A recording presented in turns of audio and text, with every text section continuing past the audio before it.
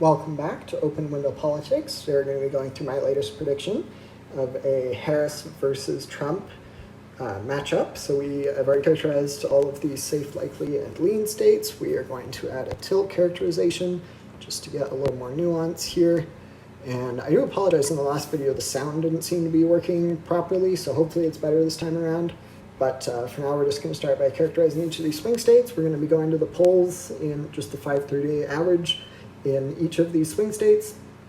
So right now I have the state of Nevada pulled up, which we will start with. In Nevada, Harris is ahead by about 0.6. These last few polls have been pretty good for the Harris campaign, although it looks like it's just the one polling firm that had a lot of good Harris polls.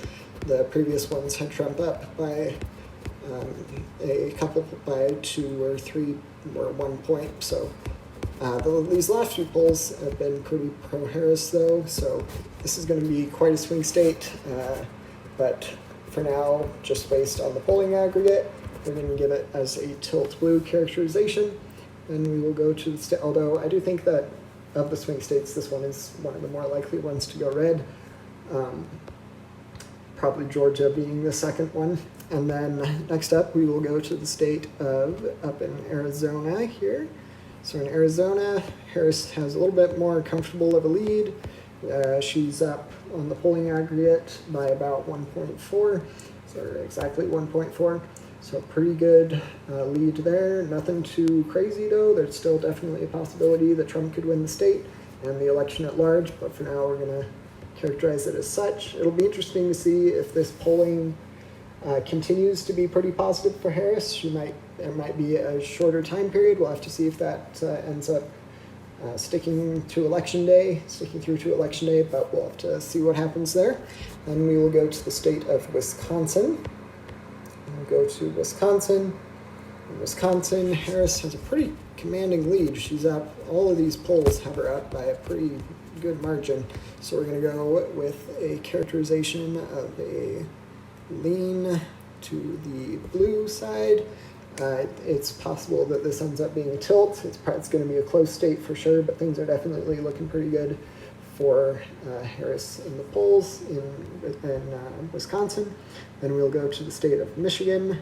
Michigan is probably going to be a reasonably close state, but it generally is the more Democratic. That's interesting. It has less of a lead for Harris than Wisconsin does. Nonetheless, still a 3.4 lead for the Harris campaign.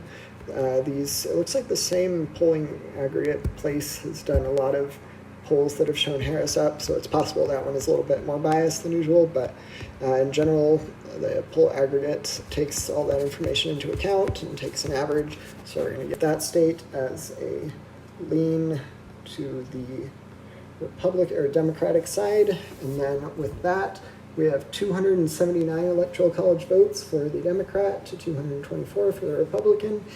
I do think that in the state of Georgia, it's going to be a little bit more in Republican hands. We'll have to see if that ends up happening. Yep, sure enough, Trump is ahead by about 0.5. So we will give that state to the Trump campaign, resulting in 279 electoral votes to 240, with the final and largest swing state yet to characterize, or just of all the swing states. We have the state of Pennsylvania. We'll be going to the polls here. It's going to be a close race for sure. We will be going down to Pennsylvania. Here we are. So in Pennsylvania, Harris up by about 1.8, so I'm going to give that as a tilt to the Democratic rating. It's going to be a close state for sure. Looks like it's one of the closest, and it's the closest one in the Rust Belt. Trump has not lost too many points there in Pennsylvania, but it is still projected to go towards the Democratic side by a pretty narrow margin. And then the state of North Carolina, that one was characterized at the start. I do think it has a possibility of narrowing down to maybe a point or 1.5 or something, but I do think that at the end of the day, it'll be in the Republican column, and that state will likely vote for the Republican candidate, in this case Donald Trump. And then in the state of Nevada, generally the polls underestimate Democrats. It's kind of a weird kind of tradition, I guess, that the polls have had in Nevada. So I do think that it has a possibility of flipping, but we'll have to see if that actually comes to fruition. Feel free to let me know if you have any questions, and don't forget to like and subscribe. Thanks. Bye.